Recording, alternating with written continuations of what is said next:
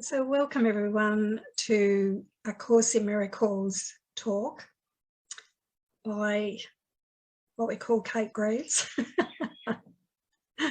But this is just the essence of a body and a thing called Cate, which is a name, and a message coming through. So I was just saying before the recording, Happy New Year, because this is the new year starts. In the dream, we have years and days, we have time, we put names to dates and minutes and seconds and hours and days and weeks, months and years. And the one thing that we can really know is that time is an illusion because it's always now. So you can't be in yesterday. You can't be in whatever you did New Year's Eve. It's not possible. You can only remember it. And what we call future, you can only think about it. You might think about tomorrow, but it's not here now. So what's here now is just whatever is present in your mind. So we start to see that what we call linear time is just something that we can look at and say that there's a time on a clock or a date on a calendar. But when we check in to our mind, we see that it's always now. You can't be out of the now. It's impossible. You're always in the now. It's always now, and the now is never in time. It's just a present moment of knowingness. It's really hard to describe, but because you need to have an experience of it. So if you leave the past behind and you don't think about the future and you come to drop into your mind, you start to realise that there's always a present moment, that it's not each second of time. It's always something that's here. And without the ego, it's just present happiness. That's why he talks about present happiness. I've done a talk on it, tried to point to it. So on my journey, I just said to the Holy Spirit, show me what this eternal always is. So you can ask for the experience. And a few days later, my mind dropped into it, and it's never left me, the awareness that it's always now. So we're using what the ego made, the calendar date and the time to meet. So we can use what the ego makes to have Zoom meetings and meet up. But our true state is that always present happiness, which is in timelessness. So it has nothing to do with linear time. But we can use those constructs, those ideas of linear time for his purposes, like everything else. So today's talk is going to be about this need not be. And we'll be going through the section in the Course in Miracles, chapter 4, section 4. But before we do, let's just invite the Holy Spirit in. It's really good to remember. I've already done that. I already do that all the time. You know, you be in my mind, lead me. But let's just say, Holy Spirit, I give this meeting over to you to illuminate anything that's been said or any ideas. Just illuminate these into my mind. The Holy Spirit only brings experiences of peace and teaching us how to perceive. So perception doesn't use eyes, holy or vision or seeing, the words used in the Course, are about an experience, an inner light. The first, I think the taking down of the Course, they use the word spiritual eye which is something that in our mind, it's very hard to put a word to it, but it's like inner vision, inner light, something, it's your perception. So that turns into holy vision. So we're always working with our mind. So when we say Holy Spirit, use this group to illuminate, we just really set the intention for everything. It's our classroom, right? Everywhere we go, we can just say, Holy Spirit, use this to teach me. All my relationships, my work, my house, my anything, my relationship with my, my thoughts about my body. Because the body is just something that we think about, right? It appears as an image, and then we give it all the meaning it has in our mind. So without those thoughts, it's just a bit of skin and some hair, and really, even the word hair is just 4 letters mixed together to make a word that sounds. It's a sound that comes out of the mouth is hair, and then we identify it as this stuff here. But that's what all words are. They're just descriptive words of the ego's world. We're going to go beyond all words to an experience where words can be used to help us really shift back into that mind that is pure. So I just want to start off by reading the workbook lesson 346. Today, the peace of God envelops me, and I forget all things except his love.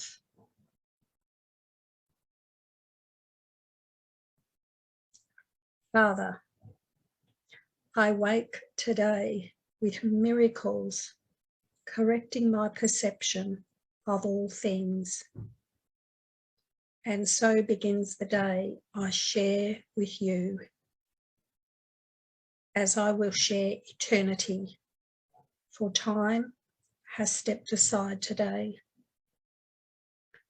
I do not seek the things of time, and so I will not look upon them. What I seek today transcends all laws of time and things perceived in time. I would forget all things except your love. I would abide in you and know no laws except your law of love. And I would find the peace which you created for your Son, forgetting all the foolish toys I made as I behold your glory and my own. And when the evening comes today, we will remember nothing but the peace of God. For we will learn today what peace is ours when we forget all things except God's love.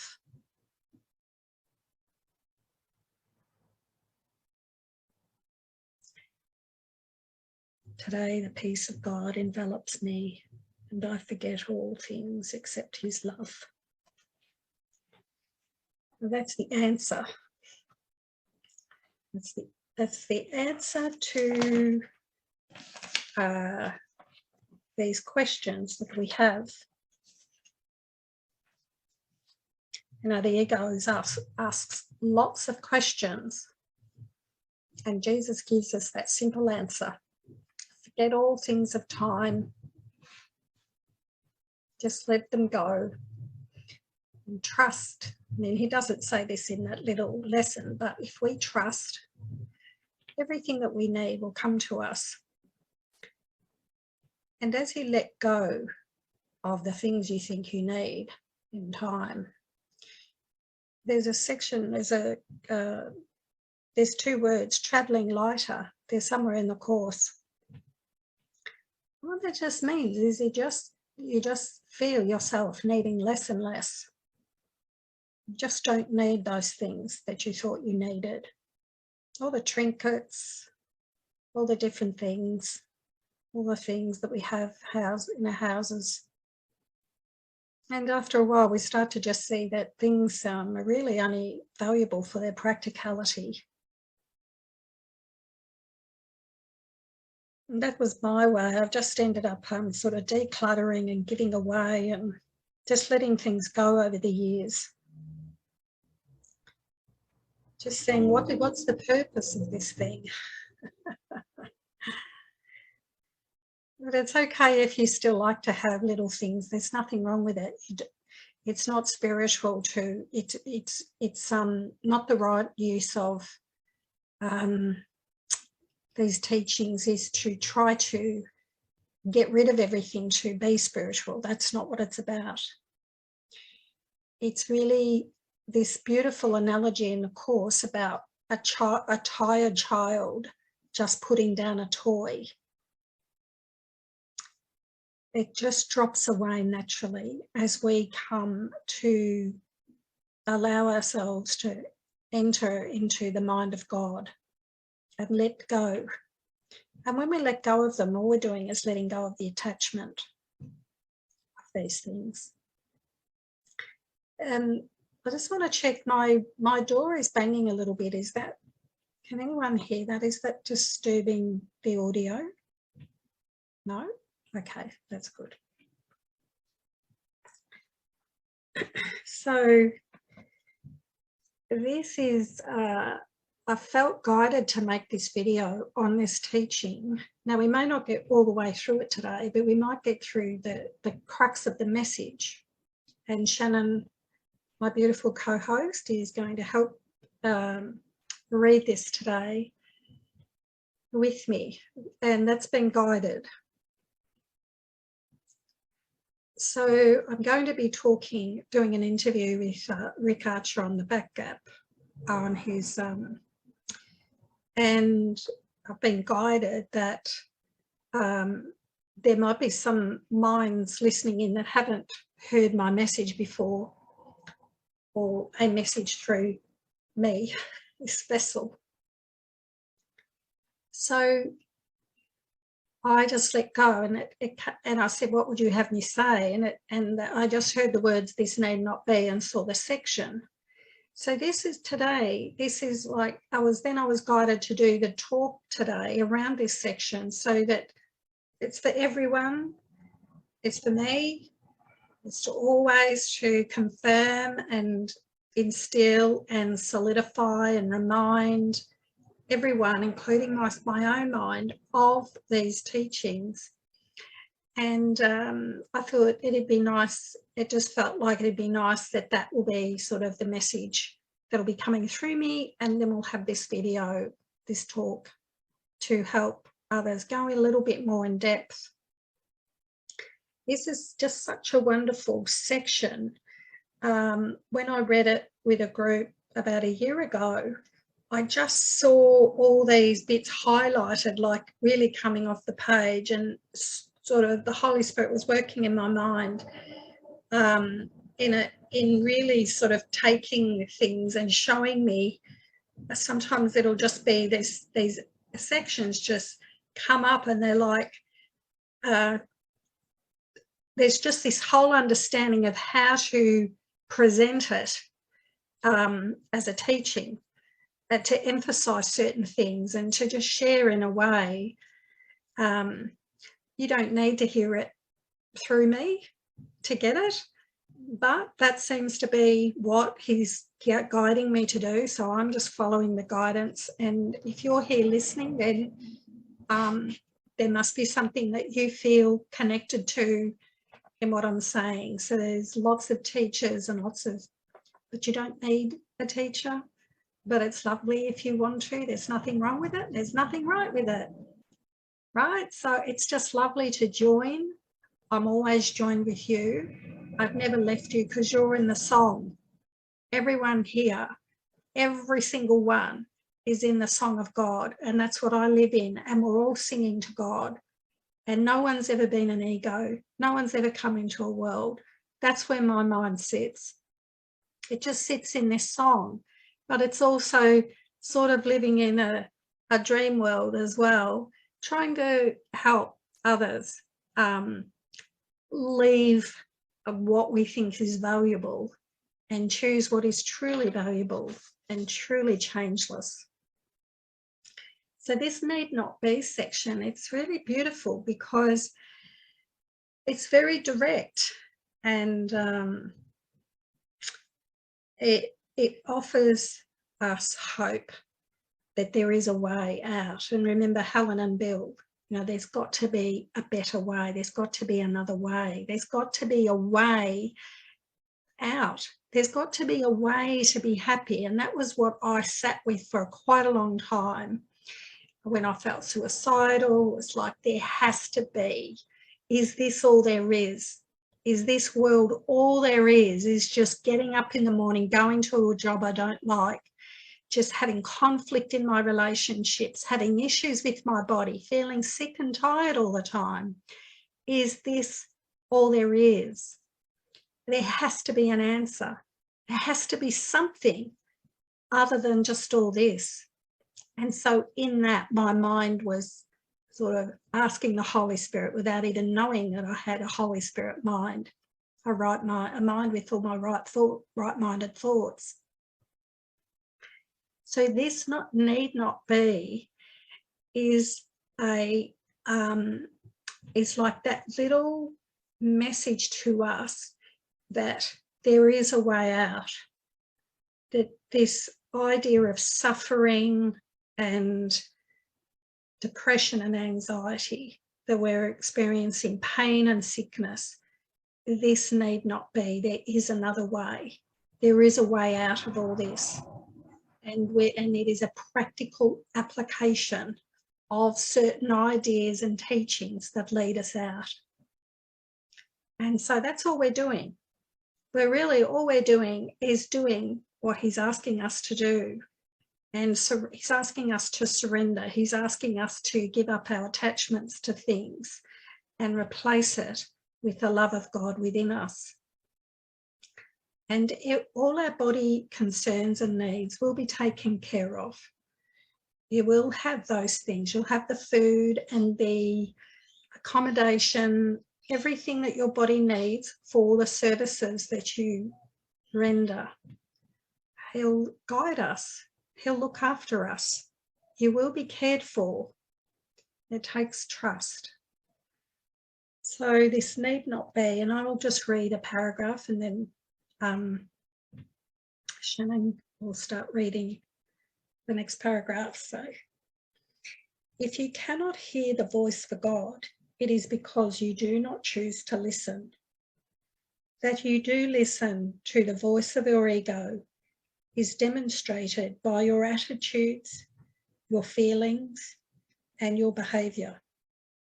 Yet this is what you want. This is what you are fighting to keep and what you are vigilant to save. Your mind is filled with schemes to save the face of your ego, and you do not seek the face of Christ.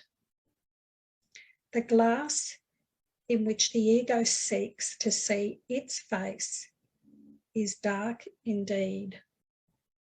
How can it maintain the trick of its existence except with mirrors? But where you look to find yourself is up to you. Before Shannon starts to read, I just really like that last line, how can it maintain the trick of its existence? Because that's,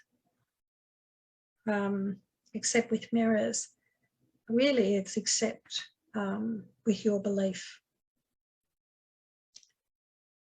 The trick, the ego doesn't exist except by our belief in it. Just wanted to just quickly say that. It doesn't exist. The ego actually doesn't exist except by our belief in it. So Shannon, would you like to read on? Thanks, Cate. I have said that you cannot change your mind by changing your behavior. But I have also said, and many times, that you can change your mind. When your mood tells you that you have chosen wrongly, and this is so whenever you are not joyous, then know this need not be. In every case, you have thought wrongly about some brother God created and are perceiving images your ego makes in a darkened glass.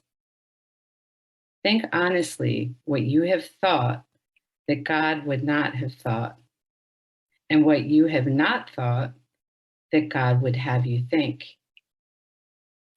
Search sincerely for what you have done and left undone accordingly, and then change your mind to think with God's.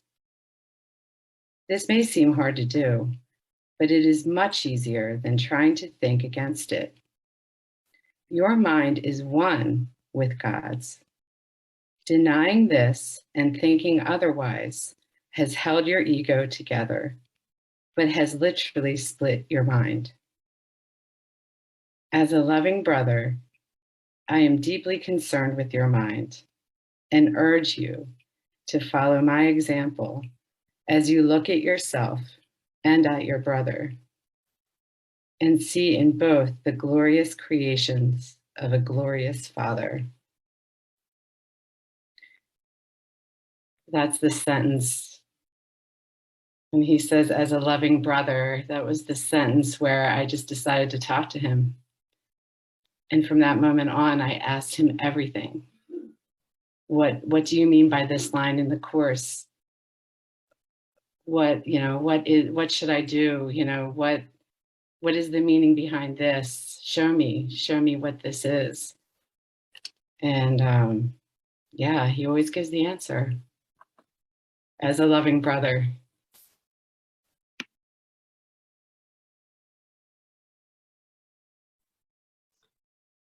Thank you, Shannon.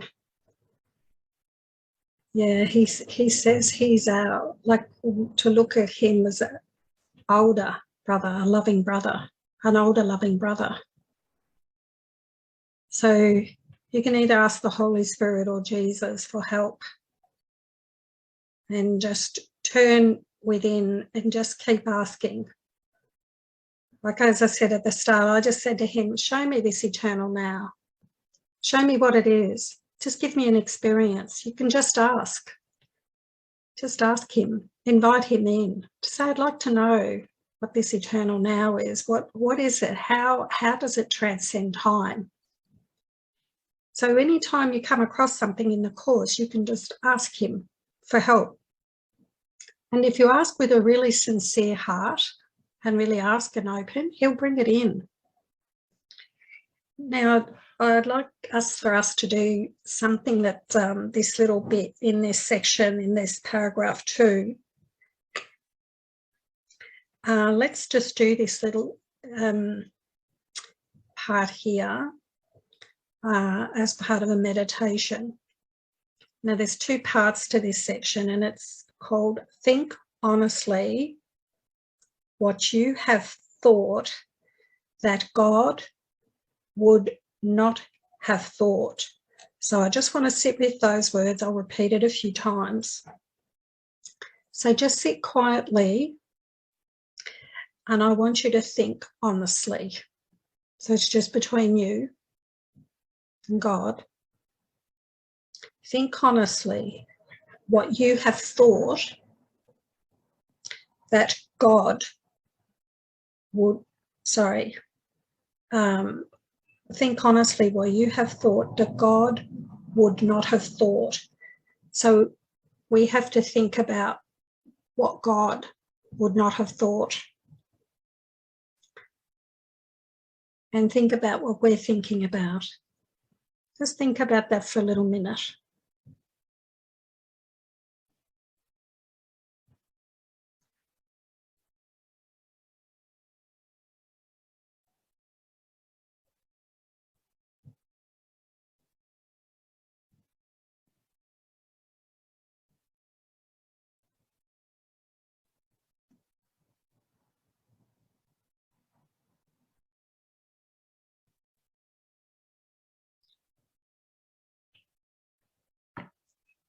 So you might be thinking just some things that have happened over the last few days. And we just think honestly, just the things we've thought about and the way we've thought about them, or the way we've thought about certain people or certain events in the world. And we compare that to what God would not have thought. And then the second part is what you have not thought that God would have you think.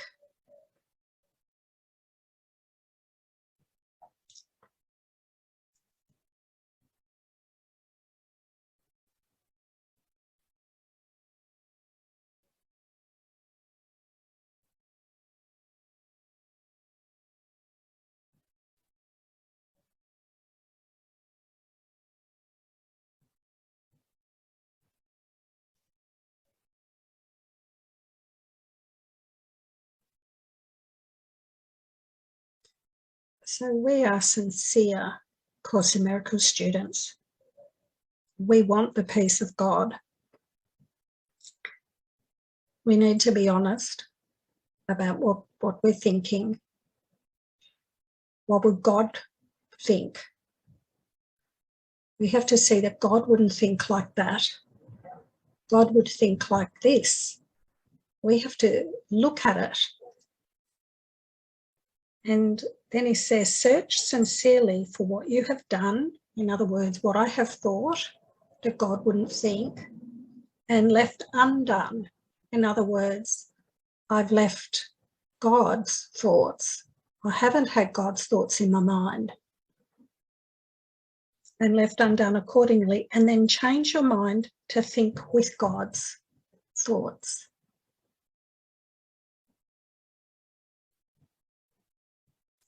So we know that God's thoughts bless and love equally. We know that God's thoughts see that he created his son holy, innocent as love. He wants us to look with purity on our brother and look and use God's thoughts as we look at our brothers.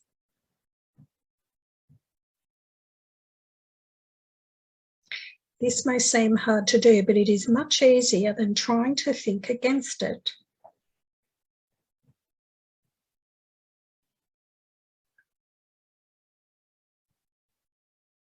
This is a lovely little section if you want to go back to this and do it by yourself again another time.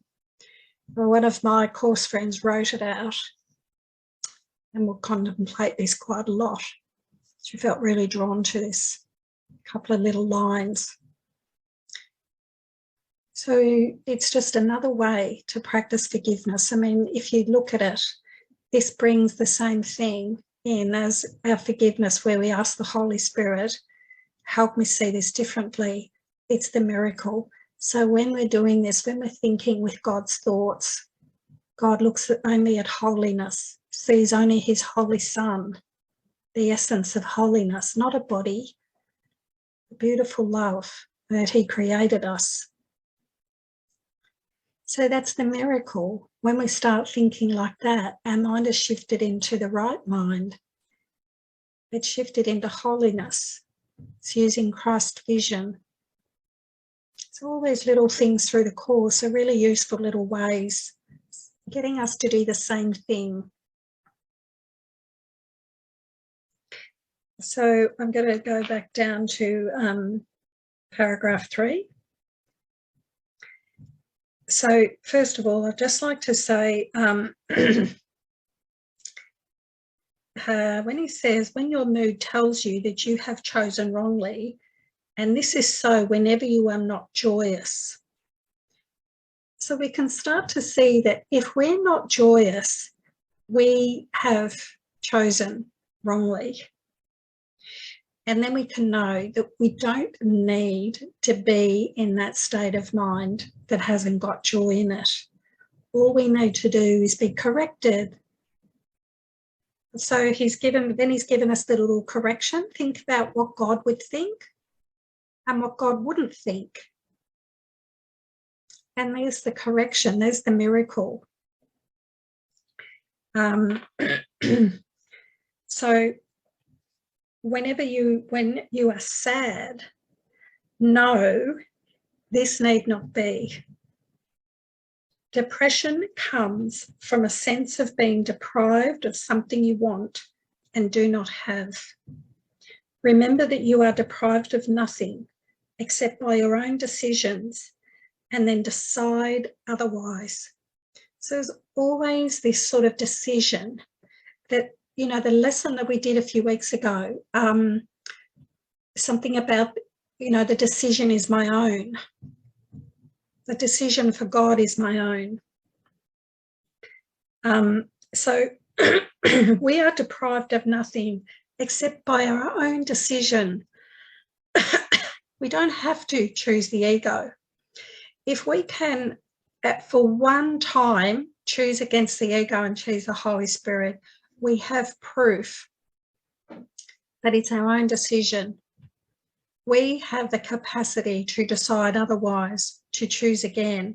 And that's what we're doing. We're giving everything in time over to choosing, practicing forgiveness, being vigilant to choose. That's really all this whole spiritual process, this whole spiritual, what we call our spiritual path or our mind training course, is about deciding and choosing differently. It doesn't matter what you do, whether you do that little section that we did then or do your own process. It's really about having our perception changed in all the little ways throughout the day. Just looking at what we're thinking, having it changed by our decision. So that's why Jesus can't come in and literally just change our mind, because we have the power of decision. He wants us to understand how powerful our decision-making capacity is. We can change our mind. And that's really the only choice we have, because we've only got the ego and the Holy Spirit. So this power of decision, this decision-making part of our mind is still activated, and it starts to be, the course brings it alive. We start to see that we have got a choice. And that's why this need not be. We don't have to be stuck in depression. We don't have to be stuck in sadness. This is what he's saying. You have the power to choose and change your mind and start to feel more joy.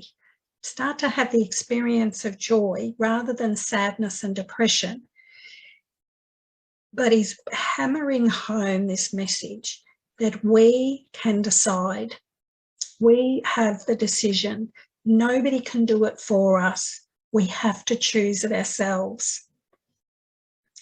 So remember that you are deprived of nothing except your own decisions, and then decide otherwise. So he said before that we actually, like at the start of this, he says that you want it, that you want the ego, and that you're fighting to keep it. So we have to identify at times when we really feel that we don't want to decide for God, for God's thoughts. We have to say, why would I want to keep? Why would I want to keep this suffering? Why do I want to stay here? And you can feel yourself at times, throughout the journey, you can feel sometimes you'll do forgiveness really easily, and other times you'll feel that you don't want to change your mind, that you're attracted to the guilt within yourself and what you're projecting out. And he's trying to motivate us to decide by saying that this need not be. You don't have to stay in depression and sadness and anxiety. We all have the capacity to choose again, to choose the Holy Spirit, to think about how God would think about this particular situation. So, Shannon, would you like to read on?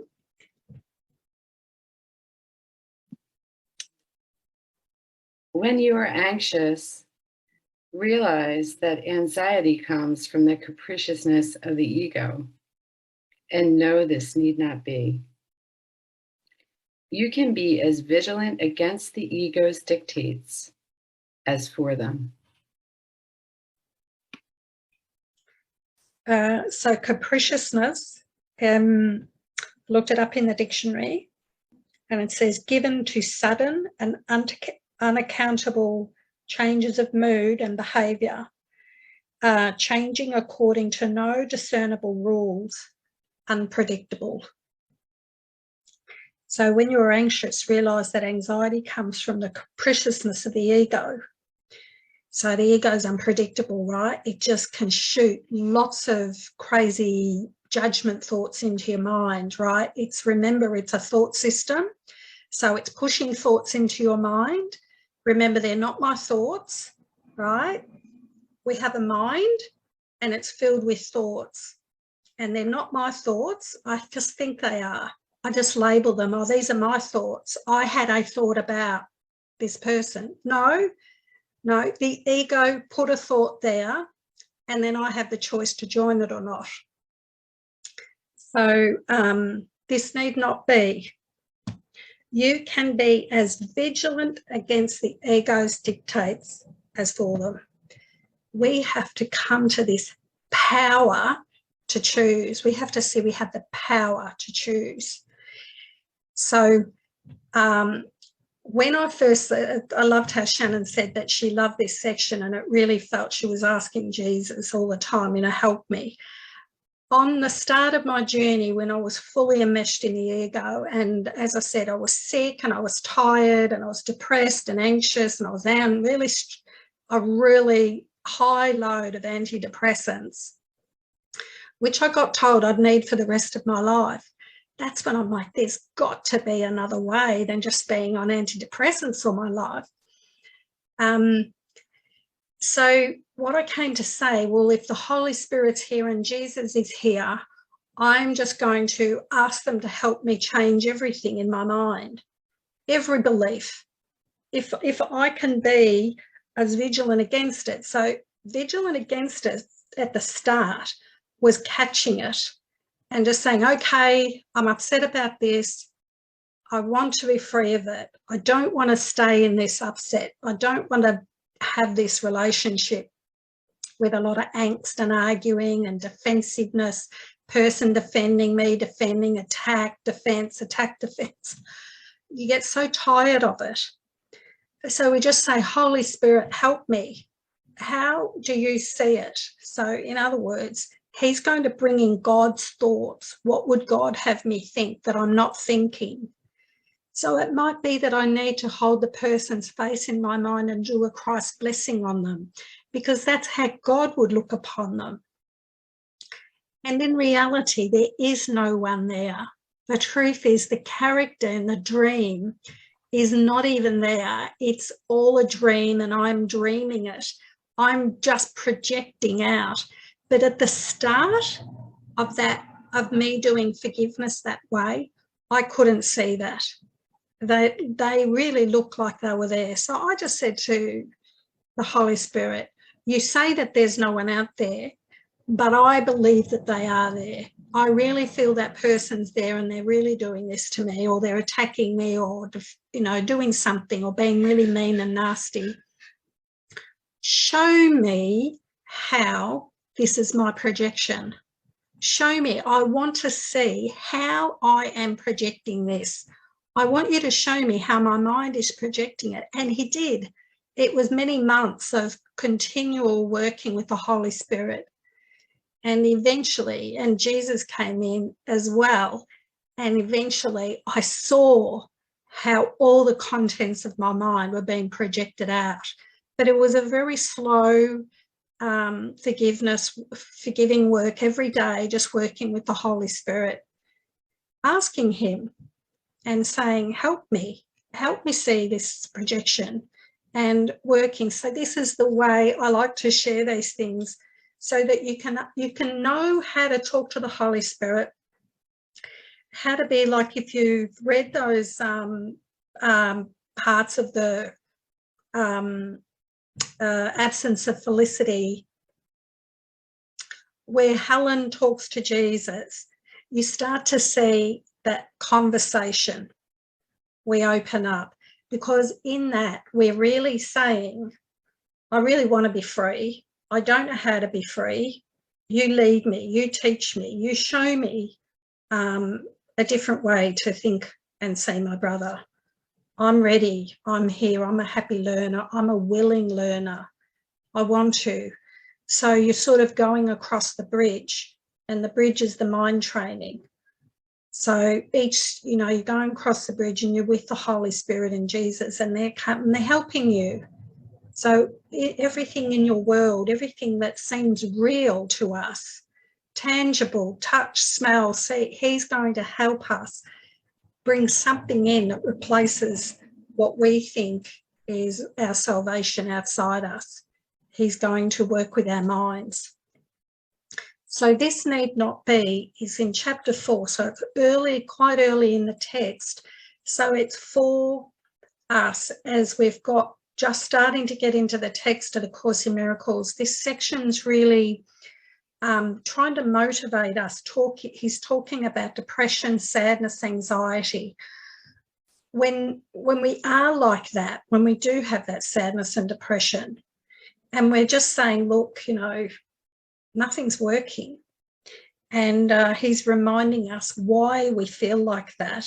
And he's trying to tell us that our decision, part of our mind, is where he wants us to go to. He's not saying, hey, I'll just take it all away. You just lie back and I'll come in and wipe your mind clean.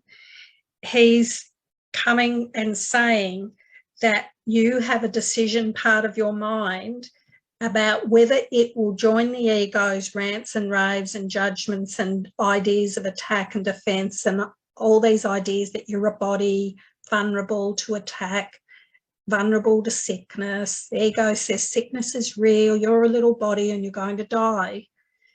And he's saying to us, activate that decision part of your mind and you can choose against it. So when I sort of got into this idea about, okay, I can actually choose, but I have to choose the Holy Spirit or God's thoughts, and I have to want to choose it. So I just ended up, I just wanted to choose it 100%. I wasn't interested in the ego's world anymore. And that means that we're ready for that. When we get to that stage, we're sick and tired of being sick and tired. And we've just come to the end of the tether and we've gone, enough. I'm sick of what's going on. I'm really sick of it. And I'm now going to activate the Holy Spirit and Jesus in my mind as much as I can all day, every day. I'm going to do the lessons the way he asks me to do them. And I'm going to remember that I am deprived of nothing except by my own decisions. So I've got to stop myself from joining that ego. Because remember, he says the ego speaks first. Now, it's really tough. The first couple of years of doing forgiveness is quite tough, because you'll find you've joined the ego and you've gone down and you've spent hours, days, and sometimes weeks in this judgment. And then you're like, oh my goodness, I haven't done any forgiveness on this. I haven't brought this to the Holy Spirit. I've just been talking to everyone, ringing them up and complaining and judging. But also remember that nothing here, as I always say, it doesn't matter how long you're in the ego, nothing's happened, right? Because this world was over long ago. So you're just in a mind that you're upset for no reason at all. You're just experiencing something that you don't have to experience. So this is the message of this section. It's telling us that we're attracted to it, We don't have to be, and we have a decision-making part of our mind, and so did Jesus. I mean, he was, say his name was Jesus or Yeshua, he's just like Jacqueline and Cate and Anne and Brendan. He's no different. He's just a loving older brother that's telling us, hey, this is what I did, and I'm just encouraging you to do the same. Don't think your mind isn't powerful, he's telling us. You have the capacity to decide for the Holy Spirit. You can hear the Holy Spirit. You just need to, he's trying to motivate us to do that by saying, you don't need to be depressed. I mean, I was with someone that had depression and anxiety, and I kept saying, just turn to the Holy Spirit. And there was a course student, and she just went off and she went to all the counsellors and the psychologists and psychiatrists. She took so much medication. I kept saying, just turn to the Holy Spirit. You can decide otherwise. And there was this constant message that she just had to choose that. And I said to her, I know I went down that road too. And I had to see right at the end of it when I went into the psych ward, and I thought the answer would be there, and no one had the answer in the psych ward. I had an epiphany. No one knows. No one knows the answer. So that's when I went back, and I just sort of within a certain amount of time, I picked up the course book and I thought, I have to do this because no one here knows. I just said you have to accept that you'll be on medication for the rest of your life, Cate. And I knew intrinsically that that wasn't the answer. I could feel something within inside of me saying, no, that's not right. There is another way. There's an answer, and I'm just going to keep going to find it. So eventually this friend of mine went down that track, and she came to the end. She went into all different things, and then she saw the same answer I said.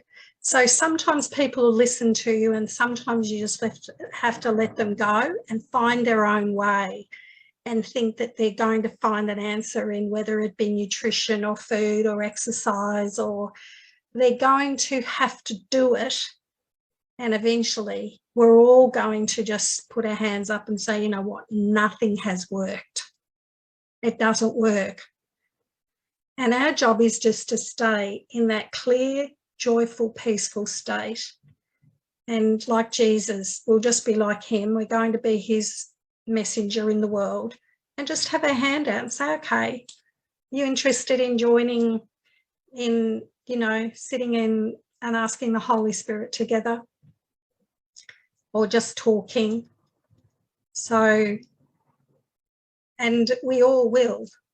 We all have to. Some get it really quickly, but some spend years and years seeking down a road. And we just don't have to worry. Our only responsibility is accepting the atonement for ourselves. But we can give that little message out. No, this need not be, my brother. No, let's turn to the Holy Spirit together. And that's just been miracle worker, just offering that. So when you feel guilty, remember that the ego has indeed violated the laws of God, but you have not. Leave the sins of the ego to me. This is Jesus saying this. That is what atonement is for. But until you change your mind about those whom your ego has hurt, the atonement cannot release you. While you feel guilty, your ego is in command, because only the ego can experience guilt.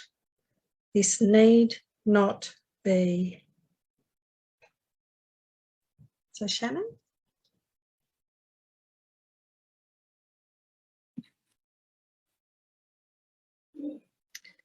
I love how he gives us he tells us to think with God, and then he gives us all the ways that you can be tempted not to think with God through the rest of these paragraphs. And it's just so beautiful how it all ties together. Watch your mind or the temptation of the ego, and do not be deceived by it. It offers you nothing. When you have given up this voluntary dispiriting, you will see how your mind can focus and rise above fatigue and heal. Yet you are not sufficiently vigilant against the demands of the ego to disengage yourself. This need not be.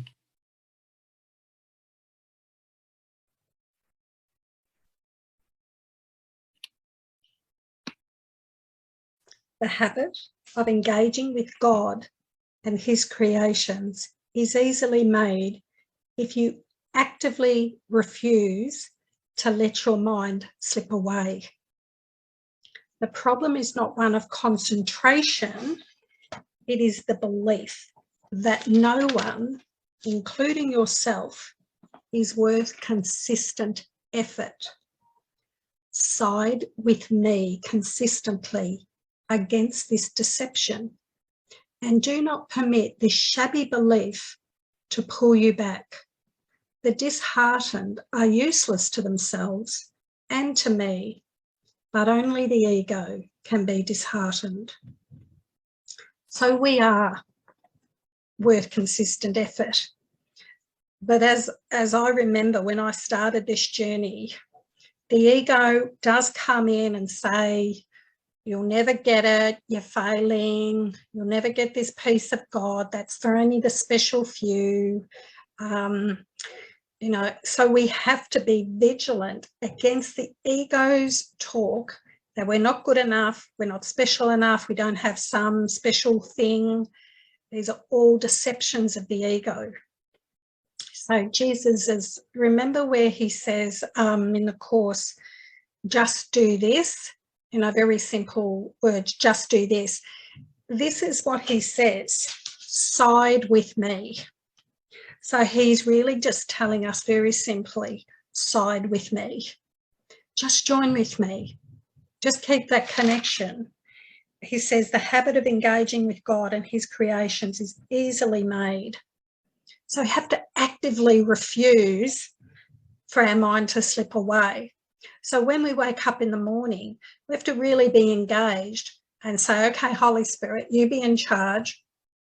I think of God, active, like get a, even though it's going to be a habit, we don't want to get into these habits where we're rigid. They're not rigid habits, but we want to have something where we actively say our day is about thinking with God or asking the Holy Spirit or putting the Holy Spirit in charge, and actively doing that every day. And okay, now I'm going to work and I'm driving to work and I'm like, okay, Holy Spirit, you be in my mind.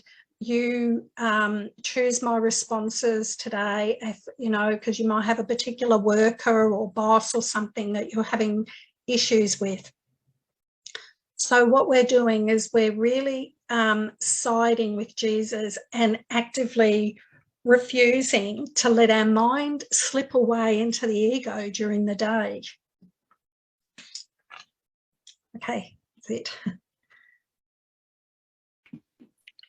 Have you really considered how many opportunities you have had to gladden yourself and how many of them you have refused? There is no limit to the power of a Son of God, but he can limit the expression of his power as much as he chooses. Your mind and mine can unite in shining your ego away, releasing the strength of God into everything you think and do. Do not settle for anything less than this, and refuse to accept anything but this as your goal. Watch your mind carefully for any beliefs that hinder its accomplishment and step away from them. Judge how well you have done this by your own feelings, for this is the one right use of judgment.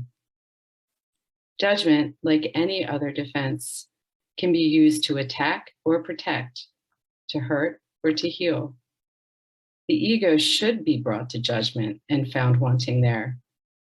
Without your own allegiance, protection, and love, the ego cannot exist. Let it be judged truly and you must withdraw allegiance, protection, and love from it.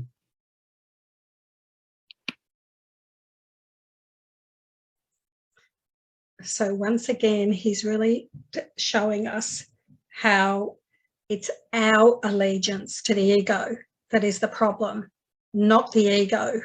And Ken Wapnick says that over and over, right? It's not the ego, it's your belief in it that is the problem. And that's the crux of it. The ego can say anything it likes. It's a nothingness pretending to be something. It's just a big judgment, guilt thoughts, judgment thoughts. It's just a big bag of judgments and beliefs. And without us believing it and going with it and saying, yes, this person is like this, and I'm now going to accept all other thoughts about my holy brother that condemn him and attack him. We have the power to choose, and this is what he's saying. We have to choose. This is all we do as course students, as everybody, every mind that's here. We have the power to choose. And he's saying we must withdraw our allegiance, protection, and love of the ego. You are a mirror of truth in which God himself shines in perfect light. So we're a mirror of truth. God shining from us in perfect light. To the ego's dark glass, you need but say, I will not look there because I know these images are not true. Then let the Holy One shine on you in peace, knowing that this and only this must be. His mind shone on you in your creation and brought your mind into being. His mind still shines on you and must shine through you. Your ego cannot prevent him from shining on you, but it can prevent you from letting him shine through you. Shannon? The first coming of Christ is merely another name for the creation, for Christ is the Son of God. The second coming of Christ means nothing more than the end of the ego's role and the healing of the mind. I was created like you in the first, and I have called you to join me in the second. I am in charge of the second coming, and my judgment, which is used only for protection, cannot be wrong because it never attacks. Yours may be so distorted that you believe I was mistaken in choosing you. I assure you this is a mistake of your ego.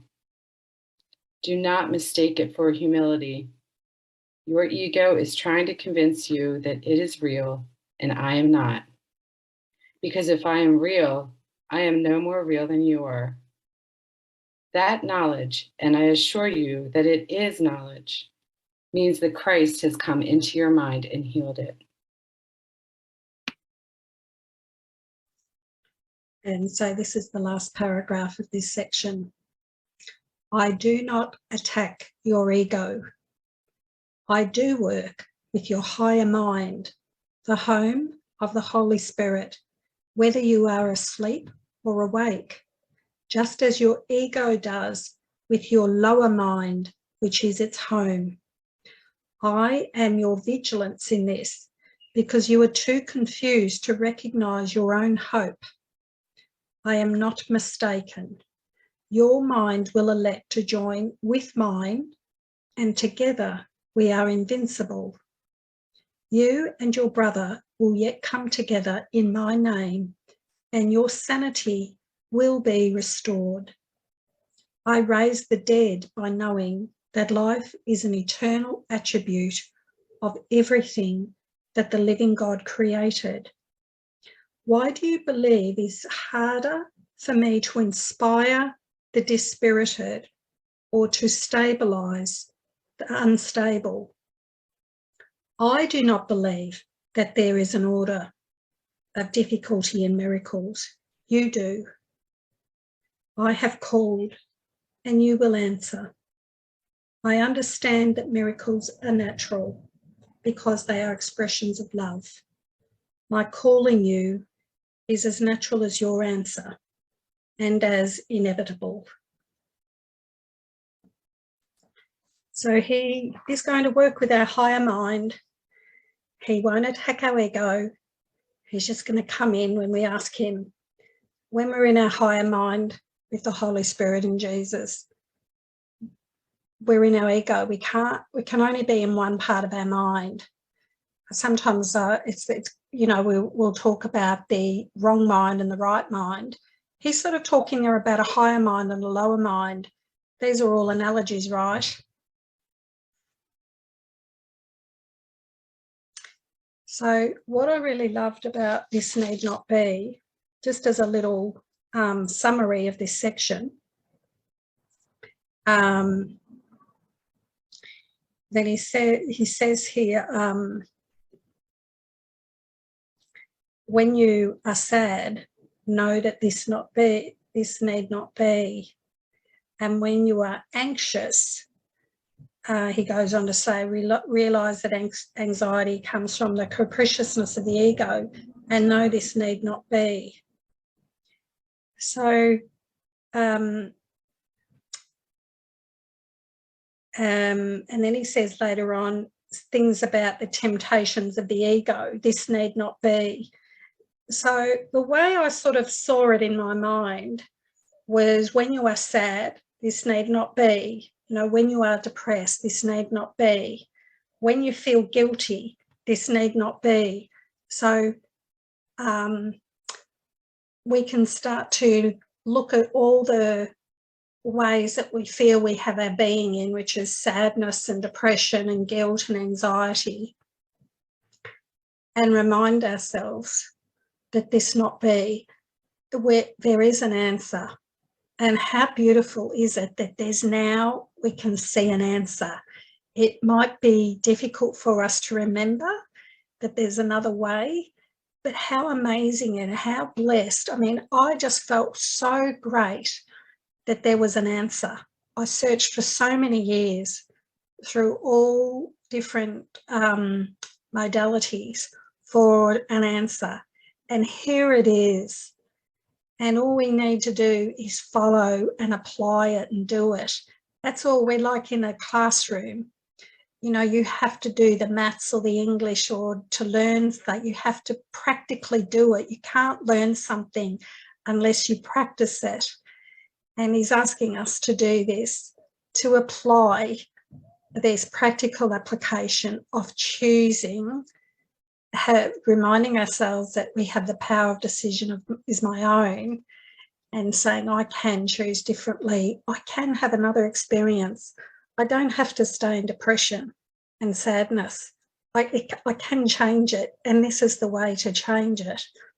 So rather than taking medication or alcohol or drugs or anything like that, we can choose the Holy Spirit. We can have God's thoughts, and we can come onto that pure experience, that beautiful love, and constantly choose again. And the more we choose against the ego and the more vigilant we are, eventually it just is a tired old dead thought system that we're choosing against so often, and forgiveness becomes immediate, very quickly. Like the thought comes in and then we'll have the Holy Spirit's thought, the ego comes in and we'll have the Holy Spirit. Very quickly that starts to happen towards the end, as you've practiced forgiveness so often.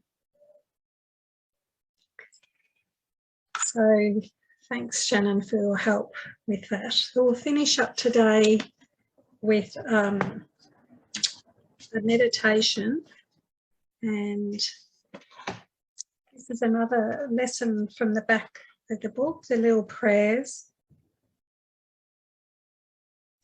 It sort of comes in line with what we were sharing today, what the theme of the talk's about. And I just want to say I'm just feeling a lot of gratitude for everyone here, for your just for turning up. And I know that you guys are doing this because you wouldn't be here otherwise. And you're doing it to the best of your ability. Okay, he doesn't need us to be perfect because nobody does it perfectly. He just wants us to remember this message, and we have to hear this message over and over. It's something that we just need reminding of because our mind is so easily distracted. So this meditation today is from lesson 263. And it's called My Holy Vision Sees All Things as Pure. So vision is not with the eyes, it's with our mind. My holy mind, my holy vision sees, perceives all things as pure. Father, your mind created all that is.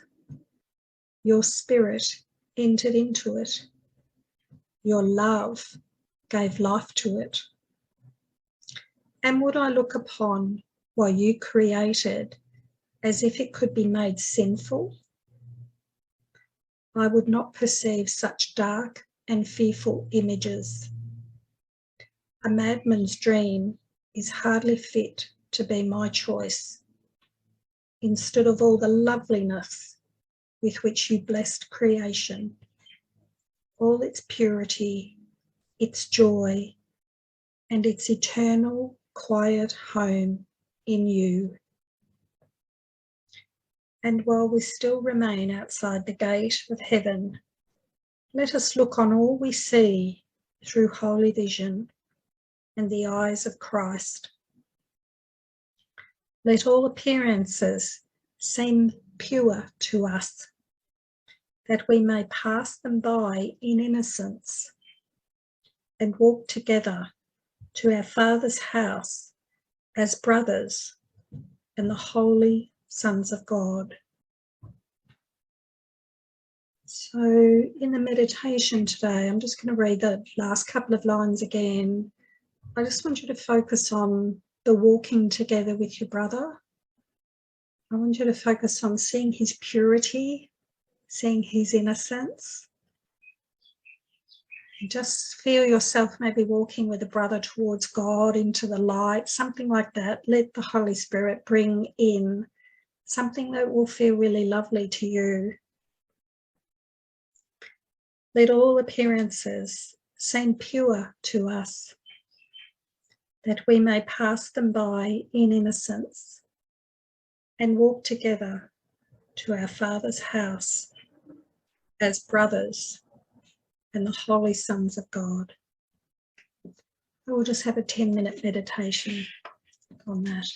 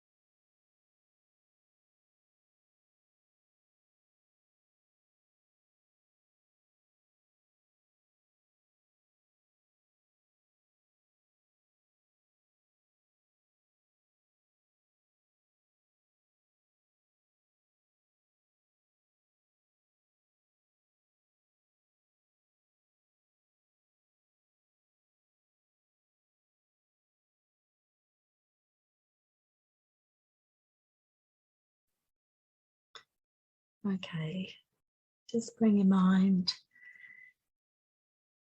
very gently back. I hope you had a beautiful experience and have found this talk helpful. It's really lovely, isn't it, to see how many ways Jesus is bringing in these ideas and repeating them to help us awaken to the love of God within us and then become a miracle worker. So thank you, everyone. If you'd like to unmute your microphones, we'll just do a gratitude or blessing, whatever you feel you'd like to say to your brothers. You can say it quietly or out loud. I love you all. Thank you so much. Kate. Love you all. Love you, Bye. Kate. Thank you. God bless Blessings to everybody. all. Happy New Year. Love you. Our blessings. Enjoy. Love you. Thank you. Love you all. Thank you. Thank you, everybody. I love you. Thank you. Love you. I honor you. Thank you. Thank you.